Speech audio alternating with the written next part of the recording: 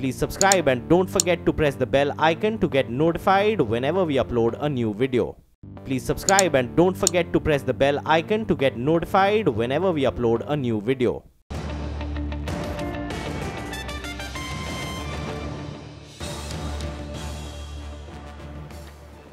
History was created in Indian corporate law last week when Tata Steel took control of Bhushan Steel, paying the bankers 35,200 crore rupees, or a whopping 70% of the loan owed by Bhushan Steel to the bankers. The resolution happened in less than 10 months of the case getting filed. That's the good news. Well, the not so good news is that of the 12 cases sent by the Reserve Bank to the insolvency courts last June, 11 have not been settled within the stipulated time of 9 months. Of another 28 cases sent by the Reserve Bank to the NCLT in December, only 10 have been admitted. Of the 4,000 cases, 4,000 odd cases currently looking for resolution under the insolvency and bankruptcy law, only 2,000 have been admitted by the National Company Law tribunals. So the question we are asking is, how successful is the insolvency law process? How do we improve it? To discuss them point by point, I am joined by Rajiv Vidhani, the Associate Partner at Kaithan & Company, Sandeep Parekh, Founder, FinSec Law Advisors, Deloitte's Uday Bhansali, Vijay Kannan, Chief Executive of the Indian Banks Association, and Behram Vakil, Founding Partner of AZB Partners. Well, gentlemen, thank you very much for joining me in this conversation. Well, first of all, Behram, to you, since you're in a sense the father of this process, would you say the insolvency process is a success or a qualified success? Yeah, thanks a lot, Lata. So I think, given that it is certainly early days yet, about 18 months, I guess, as you said, more success than not. Okay. But we have to see the first of the 12, and hopefully if we get through half of them in the next few months, then I would say it's certainly a success. Okay. Well, let me get the banker's point of view then. Mr. Kannan, what would you say? I mean, we were expecting that of the 12 marquee cases, at least half of them should have been resolved by now. It's 10 months since June of 2017. Would you say the process has been successful? Bankers have got 35,000 crores. In my point, I think it is a grand success. It's a great event. Because just look at it about a year ago, I think none of us actually were looking for any such solution. We were all talking about maybe another resolution or another process of structuring it. I think this particular IBC process has made it very clear, and these are early stages, as Behram was mentioning. We need to look at it, but I am looking at this as a very major positive development. Going forward, it may be a matter of a few days or a month or so, but I think the direction is very clear, and which we saw it almost 6-7 months ago also. Okay. That the direction was very clear. The way the ordinance was formed, I think it augurs good for the overall financial system. I think it's a great success, not only a mild success. All right. Well, that's a very positive comment coming from the banker. But really, I'm still looking at the numbers, Uday. Of around 4,000 cases that are looking for a resolution, only 2,000 are at the moment under various stages of hearing or resolution. And the 9-month rule has not quite been adhered to, although the courts have said, okay, don't count the stay period, etc., etc. Effectively, it is not, the success rate is not very high. What's your thought? Yeah, I think if you're very rigid about the 270-day rule on paper, yes, you may say that. But I think given the overall perspective in which this is being addressed, I think a few weeks delay is not really a big deal in my view, as long as we get a fair outcome at the end of this process. I doubt if of these 12 cases, the remaining 11, even 3 more or 6 will be settled by June 30th. So then we will be 1 year into the process. Well, I mean, Lata, stepping back from this, I think firstly, the very fact that, as Mr. Kannan said, the banking community is viewing this as a big success. And if I go back to our FM Piyush Goyal's tweet, where he has really, expressed his satisfaction with the fair and transparent process and the IBC that's been run to achieve this outcome of 35,000 odd crores. I think it's a great achievement from where we were sitting. I think, sitting in COC meetings and having a ringside view of this, and as resolution professionals, I think the heart of the issue is a bit of ambiguity, which hopefully in the coming weeks the courts will help resolve. The key issue is that the preamble of the code talks of maximization of value. And we are dealing with bankers who are having to vote on various resolution plans, given the environment under which they operate. Typically, you find them public sector bankers. They are extremely particular about transparency, possibilities of allegations at a later point of time of favoritism. Therefore, the requirement to adhere to a process that's been laid out upfront and therefore very transparent, negotiations only with the H1 bidder. I would also like to point out, since Mr. Kannan is here, that the IBA has issued guidelines a few months back that negotiations should be only with the H1 bidder. Right? Now, under that environment, I think bankers can put their hands on their heart and say, hey, I have followed this process to the letter and in spirit. But yes, there is the preamble, which ultimately talks of maximization of value. So I think these are sort of at two ends of the coin. And there will be a handful of such cases where you will see value beyond the process. I don't think you're going to see a rush of cases where there's going to be equity. Please understand. Right? So we are having this debate, but it's not going to be a very long debate. All right. Actually, let us pull up those graphics instead of the bank-wise. Let us pull up the argument that Uday is making. Maximization of profit versus sanctity of the process. Correct. As you're saying, sanctity of the process would require H1 bidder be called immediately. Maximization requires that, okay, even if somebody has bid late, call him because the banks are going to make more money. So I think in the process, the rules will get tightened, that the person should be part of the initial expression of interest. He should have put in an LOI. You can't have someone coming in only at the end of the game where, say, the figures get leaked in the media and the other bids get disclosed. So some kind of ring fencing will be done. And actually, let me get... I think there was a very interesting article on e-auctions at some stage to bring some kind of transparency once bids are technically qualified. I know Dr. Sahu of IBBI has certain views about this, but maybe that's a kind of a hybrid solution that one would need to aim for. Okay, Behram, before I get to the other two participants, your thought on this itself. I mean, if you go the maximization of value way, then you are not sacred to you're not loyal to the process. What should we do to ensure that the process remains sacred and we achieve time-bound results? Yeah, so I think, that is definitely paramount, because it can't be... What is paramount? The process. Because otherwise we are taking a very short-term view. We have thousands of cases to come.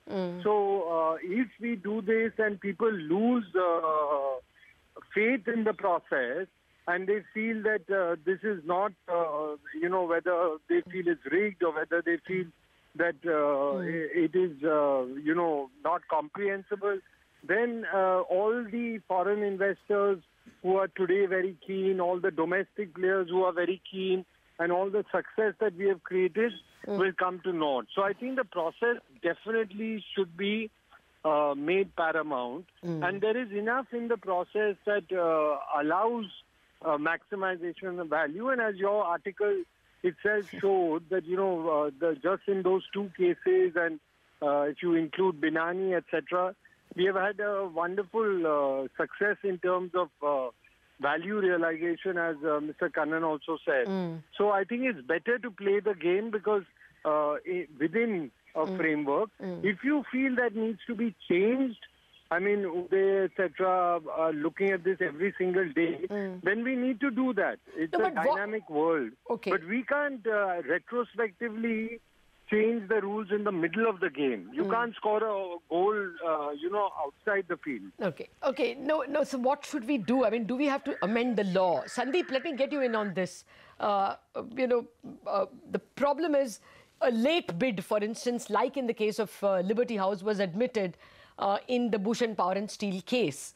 That's where the argument is coming. If you keep on admitting bids and say, oh, but then banks will get more money if you take someone even after the deadline is over, you stretch the process also indefinitely.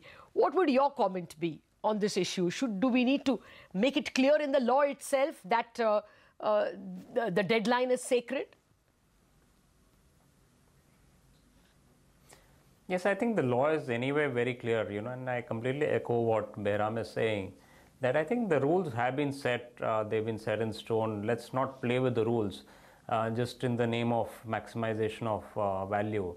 So I think it's very clear what the rules are. It's been passed by Parliament, and I think we should kind of stick to the process, hold it as sacrosanct, and then let people. And we've seen, even despite those very strict timelines, we've seen huge values coming out. So I don't think the process is actually kind of damaging the values per se. And once people see them as sacrosanct, people won't play with the timelines. They'll kind of stick to the timelines which have been given. But once, as Behram said, if the goalpost can be anywhere in the field or outside, then anybody will come after 6 years also. The old process will, the old process of decades and years will come back instead of months and weeks. Oh yes, I am going to come to that question of whether this can go at any point in time the DRT way or the Sarfesi way. But before that, let me get Rajiv Vidhani into the conversation. Rajiv, yes, this is a big success, as Kannan and Behram and others have said, that when did the banking system last get 35,000 crores in 10 months? I mean, if you look at that, this is, of course, unprecedented. But if we say that, oh, it happened only in one case, then it looks like it's fallen short. What would your own answer be? Where are the roadblocks to improving the insolvency process? See, as everyone has already pointed out, we are learning, we are evolving. We are looking at one major case where roughly 35,200 crores have been would be paid to the lenders very soon, and even the operational creditors would be getting around 1,200 odd crores. So we are looking at around, as far as the financial creditors are concerned, we are looking at around 70% recovery. If you look at the statistics before this, we have not seen this kind of success in such a large case. So the code will take its own time to evolve. The processes will be set, and the judiciary will also be passing judgments which will align us to the right direction. But of course, there are, like for example, the 14-day criteria which is there for admitting the case, that is being extended, but barely by a few weeks. But obviously, we looking at the number of cases, and once these 12 cases see some form of success, obviously the push will be to put more cases into the process. And therefore, I think there are two things which I can really think of, and which can really help, is obviously strengthening the courtrooms. We need to include more number of judges, so that the delay is not on account of lack of strength at the courts. Courts are doing a phenomenal job. I think increasing the strength may really boost this. And I can also think of, where we have seen challenges where, there's some authorities which are, there we have seen the goods being confiscated even during the CRP process. They're trying to recover the monies. We don't know whether once these cases are accepted, whether we will see challenges from the government authorities, because not all authorities are coming forward and filing their claims. So I think directions to the government authorities to come forward and submit their claims can really help. And so one minute, Rajiv, that would really help. Yeah, I will come to the other issue in just a bit, but just your last word on this profit maximization versus sanctity of the process. Do you think the law itself needs to be rewritten in some fashion? After all, some amendments are expected sooner or later. The committee has already given its recommendations. Do you think something needs to be written in the law to ensure that sanctity of the process is further sanctified? Or do you think this has to be a goal which the NCLTs have to give themselves? See, I mean, the process fairly identifies a lot of guiding factors, and as far as this process is concerned, of the resolution professionals setting out the timelines within which EOIs have to be submitted and plans have to be submitted is already in place. If there is a bid which comes during that time period, so that is something which which the RP and the COC and the court, there is enough commercial wisdom which is sitting there. So I think rewriting per se, I would not think is required. So I mean, there is a 270-day process, and within 270-day process, if the RP is able to resolve the cases and he's able to get the maximum bid possible, that's good for everyone. So I think rewriting per se, I don't think would be required. All right, gentlemen, let's take a break on this note. But Rajiv has raised the issue of the number of benches and the bandwidth of the benches. So that discussion in a minute to all my panelists. That debt has been broken, and how?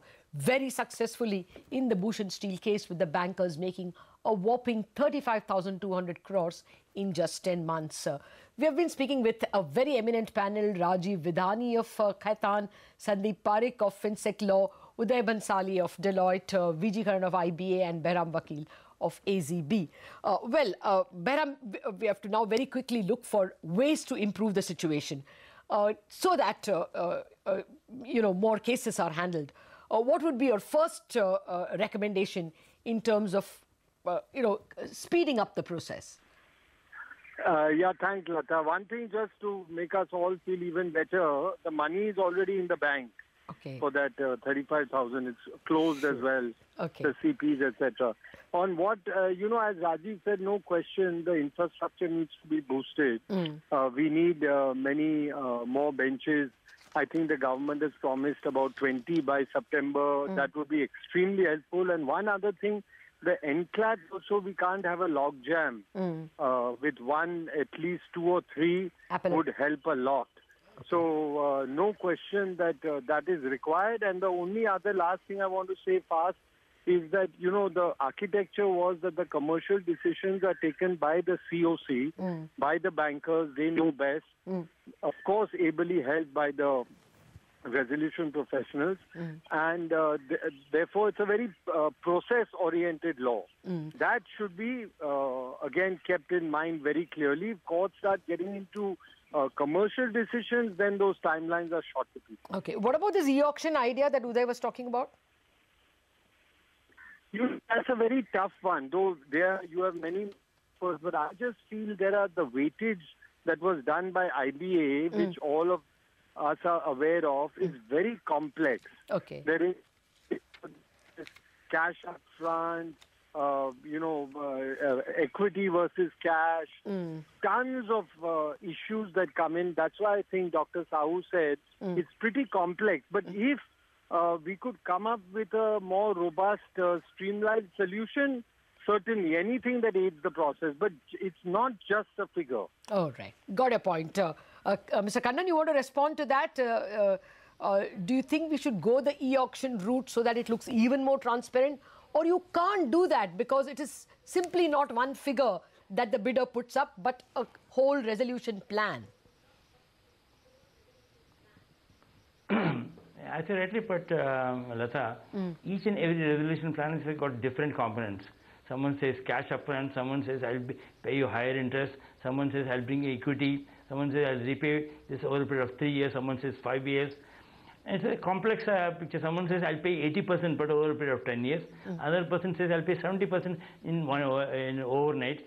Therefore, there's a NPV calculations, so many complicated things. It's not as simple as a single number. Okay. Therefore, e-auction may not be possible unless we have everyone having the same picture, and then the cash becomes the supreme. Okay. So it's not going to be so easy. And someone mentioned that, IBA has given a complex thing. I think, banking and especially financing, it's not so straightforward as just giving a loan and getting the money today. It is over a period of time at different interest rates, and there's so many factors, equity, debt, preference shares, and so on. Fair point.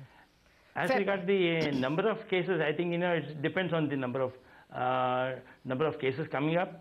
I feel that the timelines of 270 is good enough, and going on extending it an e-auction and go on and on. You are only going to actually say that it will go by the DRT way. I think this is working fine and should certainly do well. Persist with it. Okay. Rajiv, you started off by saying that the government should goad government agencies to file their claims quickly. What would your suggestions be to make the process time-bound and robust? So, I mean, so far what we have seen is, everybody is following the process. The claims are trickling in. But as far as, the governmental authorities are concerned, I mean, we have seen Income Tax Department submitting its claim. We have also seen some of the other departments coming forward. I think, I mean, if there is a clear directive, we can that can really help, not only fasten the process, that can also avoid, bottlenecks once the plan has been accepted. Because every resolution applicant who's submitting the plan is submitting it with certain financial projections in mind. There are certain assumptions which are built in, and there are certain provisions which are being done for contingent liabilities. So, I mean, as far as the tax and other duties are concerned, which accrue to the period prior to the insolvency commencement date, if those claims are being submitted, that will just make the process more clearer and finite. Okay. Well, Sandeep, well, as slightly an outsider to the process, any suggestions at all?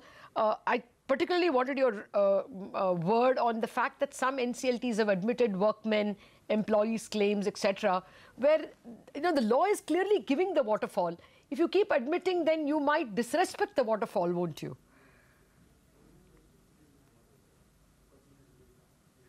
Is that for me? Yes, Sandeep. Yeah. No, so I think people should be entitled to file their objections, whether they're homeowners or employees. So I think ultimately the court has to take a holistic view based on both the law and the equity of the matter.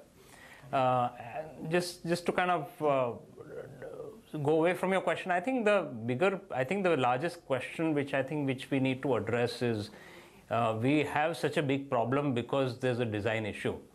Because we've had these huge blow-ups because everybody has hidden. Both the borrowers and lenders are very happy to kind of kick the can down for years altogether, not recognizing the bad asset.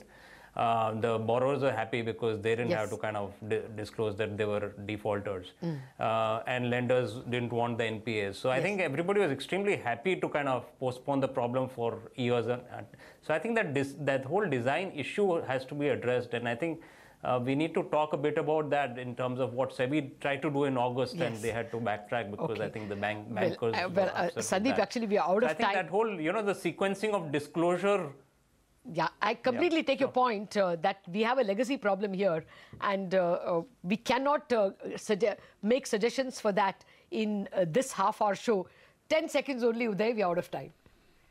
No, I think this is a great move. You're going to see the next 8 to 12 weeks a lot of other success stories, at least in the early cases. And I think you will be pleasantly surprised with the outcomes. Oh, right. Well, let's hope that at least 1 lakh crore is what we are going to count by September. But also, the plea from this panel is that by September, we can also count maybe 20 benches of the NCLT and maybe 3 at least appellate tribunals so that there is no logjam. That's the request from this eminent panel. Thank you very much for watching this special show, Breaking Bad Debt.